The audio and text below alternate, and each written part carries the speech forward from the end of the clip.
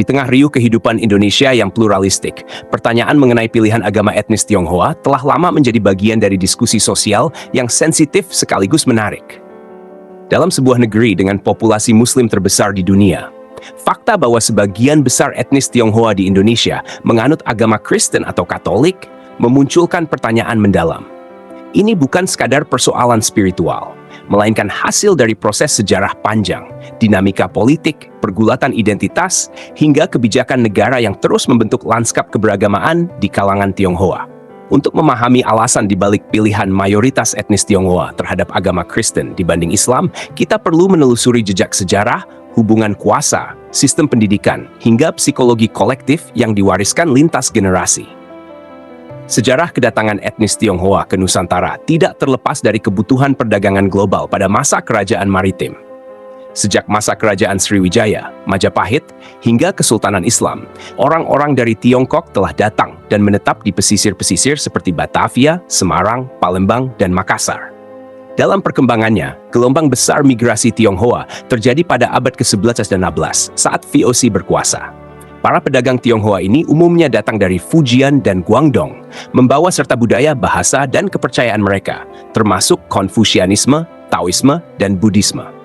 Pada masa itu, meskipun Kesultanan Islam telah berkembang, orang Tionghoa tetap memeluk kepercayaan tradisionalnya dan lebih banyak berinteraksi secara ekonomi ketimbang secara spiritual dengan masyarakat lokal. Interaksi antar budaya lebih bersifat pragmatis daripada asimilatif. Mereka menjaga identitasnya sebagai orang dagang, yang hanya sementara menetap, meski pada kenyataannya generasi demi generasi terus lahir dan menetap di Nusantara. Masuknya kekuasaan kolonial Belanda membawa perubahan besar. Pemerintah Hindia Belanda mengklasifikasikan masyarakat dalam 3 kelas. Eropa, Timur Asing, yang mencakup Tionghoa, Arab, dan India, serta pribumi. Dalam struktur ini, orang Tionghoa memiliki posisi antara Eropa dan pribumi, dan mereka sering dijadikan perantara dagang serta pemungut pajak untuk Belanda. Sistem ini memberikan ruang ekonomi bagi Tionghoa, namun juga memperkuat segregasi sosial. Dalam konteks inilah, sebagian etnis Tionghoa mulai memeluk agama Kristen, terutama Katolik dan Protestan. Bagi mereka yang ingin mendekatkan diri kepada kekuasaan kolonial dan memperoleh akses pendidikan serta status sosial lebih baik, menjadi Kristen bukan persoalan iman, tapi juga strategi mobilitas sosial. Misi Katolik dan Protestan dari Eropa juga sangat aktif menyasar komunitas Tionghoa. Sekolah-sekolah misi, terutama di kota-kota pelabuhan seperti Batavia, Surabaya, dan Medan, membuka pintu bagi anak-anak Tionghoa. Di tempat-tempat ini, pendidikan berbahasa Belanda, moral Kristen, dan sistem disiplin Eropa ditanamkan secara sistematis. Mereka yang menempuh pendidikan ini, baik karena paksaan keluarga atau dorongan untuk mendapat pekerjaan lebih baik, lama-kelamaan mengadopsi ajaran agama Kristen. Disinilah benih-benih konversi massal terjadi. Gereja tidak hanya menjadi tempat ibadah, tetapi juga simbol kemajuan dan modernitas. Kristen menjadi jembatan menuju status sosial yang lebih tinggi, sesuatu yang tidak bisa ditawarkan oleh Islam yang saat itu lebih identik dengan perjuangan anti-kolonial dan kehidupan pribumi. Sementara itu, Islam di Indonesia berkembang dalam kerangka perjuangan, bukan kekuasaan. Sarekat Islam, Muhammadiyah, dan Nahdlatul Ulama menjadi pelopor perlawanan terhadap kolonialisme dengan spirit kepribumian yang kuat. Bagi sebagian etnis Tionghoa, gerakan Islam saat itu, meski religius dan penuh semangat, sering dipersepsikan sebagai ancaman atau ruang yang eksklusif bagi mereka yang lahir sebagai Muslim atau pribumi. Hal ini diperparah dengan narasi-narasi sosial bahwa Islam adalah agama orang Jawa atau agama kampung. Dalam masyarakat kolonial yang terfragmentasi, persepsi semacam ini cukup kuat untuk mendorong etnis Tionghoa menjauh dari Islam dan lebih memilih agama yang secara sosial dan politik terasa lebih netral atau bahkan menguntungkan. Setelah Indonesia merdeka, pertarungan identitas menjadi lebih kompleks. Pada masa Orde Lama, Soekarno relatif membuka ruang untuk keragaman dan kebangsaan yang inklusif, meski tetap ada kecurigaan terhadap etnis Tionghoa, terutama yang memiliki kedekatan dengan Partai Komunis. Namun, pada masa Orde Baru di bawah Soeharto, kebijakan terhadap etnis Tionghoa menjadi lebih represif. Nama-nama Tionghoa harus diindonesiakan, perayaan budaya dilarang di ruang publik, dan mereka ditekan untuk menyesuaikan diri. Agama-agama leluhur mereka, seperti Konghucu, tidak diakui sebagai agama resmi negara. Dalam situasi ini, banyak orang Tionghoa yang tidak ingin berkonflik dengan negara akhirnya memilih memeluk agama yang secara legal dan sosial aman, yaitu Kristen atau Katolik.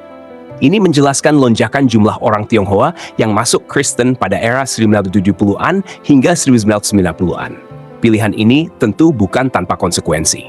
Meskipun Kristen memberikan ruang legal dan sosial, hubungan antara etnis Tionghoa dan umat Islam tetap berada dalam ketegangan laten. Banyak kerusuhan yang terjadi di Indonesia memiliki dimensi agama dan etnis yang bersinggungan, terutama kerusuhan Mei 1998. Dalam kerusuhan itu, sentimen terhadap Tionghoa yang dianggap kaya dan asing dipadukan dengan sentimen keagamaan. Ketika rumah-rumah ibadah Kristen dibakar dan toko-toko Tionghoa dijarah, luka kolektif itu memperdalam perasaan terasing dari mayoritas Muslim Indonesia. Eksklusivitas juga berkembang di kedua sisi. Di satu sisi, komunitas Tionghoa Kristen merasa lebih nyaman hidup dalam lingkungan yang homogen, seperti kompleks perumahan elit atau sekolah-sekolah swasta Katolik dan Kristen. Mereka membentuk jaringan bisnis dan sosial yang eksklusif, bukan karena tidak mau berbaur, tetapi karena merasa aman dalam komunitas yang bisa memahami nilai dan sejarah mereka. Di sisi lain, umat Islam, terutama yang konservatif, kadang memandang komunitas Tionghoa Kristen dengan kecurigaan. Tumbuhlah stereotip bahwa Tionghoa itu non-Muslim, kaya, dan tidak nasionalis. Pandangan ini tidak selalu benar, tetapi terpelihara oleh minimnya interaksi lintas identitas secara mendalam. Namun demikian, tak sedikit pula etnis Tionghoa yang memeluk Islam. Mereka lahir dari keluarga campuran atau memilih Islam sebagai jalan spiritual setelah proses pencarian pribadi. Tokoh-tokoh seperti Jusuf Hamka menjadi contoh bahwa Islam juga bisa menjadi rumah bagi etnis Tionghoa. Di beberapa daerah, seperti di Kalimantan Barat dan Sumatera Barat, komunitas Tionghoa Muslim hidup berdampingan dengan umat Muslim pribumi secara harmonis. Namun jumlah mereka tetap minoritas dalam komunitas Tionghoa secara umum. Dampak dari sejarah panjang ini terasa hingga generasi muda Tionghoa hari ini. Banyak dari mereka yang lahir dalam keluarga Kristen, bersekolah di sekolah Kristen, dan menjalani hidup dalam lingkungan yang sebagian besar non-Muslim. Bagi mereka, agama bukan hanya soal iman, tetapi juga identitas keluarga dan budaya. Islam, meskipun kini jauh lebih terbuka dan ramah terhadap etnis Tionghoa, masih dianggap sebagai agama luar. Generasi muda pun lebih tertarik pada pemikiran pluralis dan global, yang sering mereka temui dalam lingkungan gereja modern, LSM, atau kampus Kristen. Meski begitu, gelombang konversi tetap terjadi. Beberapa anak muda Tionghoa yang tumbuh di lingkungan mayoritas Muslim, terutama di kota-kota kecil, memilih masuk Islam karena pergaulan, cinta, atau pencarian spiritual. Media sosial juga mempertemukan mereka dengan tokoh-tokoh Muslim yang intelektual, humanis, dan terbuka.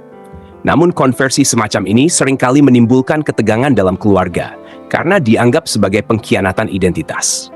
Pada akhirnya, pilihan etnis Tionghoa Indonesia terhadap agama Kristen bukan semata karena ajaran agama itu sendiri, tetapi karena jalinan sejarah yang kompleks. Kolonialisme, segregasi sosial, eksklusi budaya, dan ketidakadilan negara telah membentuk pola keberagamaan yang diwariskan dari generasi ke generasi. Bahkan ketika Indonesia kini memasuki era demokrasi dan keterbukaan, jejak-jejak sejarah itu masih terasa dalam pilihan-pilihan pribadi yang bersifat kolektif. Kini, tantangan terbesar bukan lagi soal agama mana yang lebih dominan dalam komunitas Tionghoa, tetapi bagaimana membangun masyarakat yang benar-benar inklusif. Di mana Tionghoa Muslim tidak dicurigai, dan Tionghoa Kristen tidak distigmatisasi.